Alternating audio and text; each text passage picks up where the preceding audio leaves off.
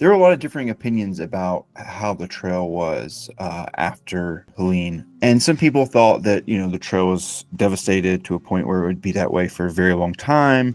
And others, told me it's fine, just go hike it. And I'd heard those opinions off and on for a few months.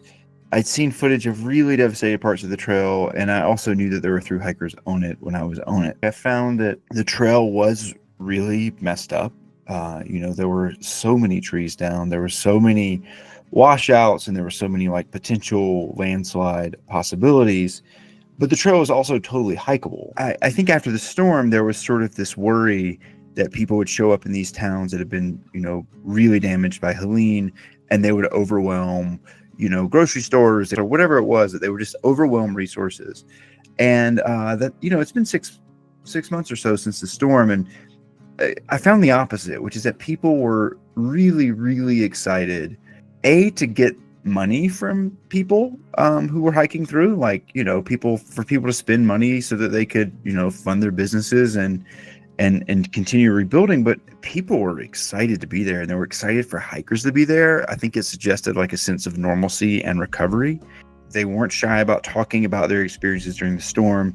They weren't shy about talking about their experiences after the storm, because I think, it does convey like a certain resiliency, and it does convey like this is a place we love to live and that we care about. We care about our community, and part of that community is the experience of thru hikers coming through every spring and every fall and summer. We are living in a really volatile political and economic and social climate for a lot of reasons, and that it's overwhelming. And I think when something like this happens, there is a sense that like the government is going to fix it. And I don't know if that's always correct. The thing that really sort of, I guess frankly, like filled my heart to some extent, my cold old thru hiker heart, was that people who care so deeply about this trail and about these towns were the one who had put in so much work. Of course, there's public money that's going into these projects, but like it was the people who were like just putting in sweat equity into things and places they love. These are people who just like go out there and do really hard work every week, and they do it multiple days a week. That's the cool thing, right? Like, this is a resource that we all do and can care about. The Appalachian Trail is something I care about, and seeing people be scared of it after Helene was scary to me, frankly.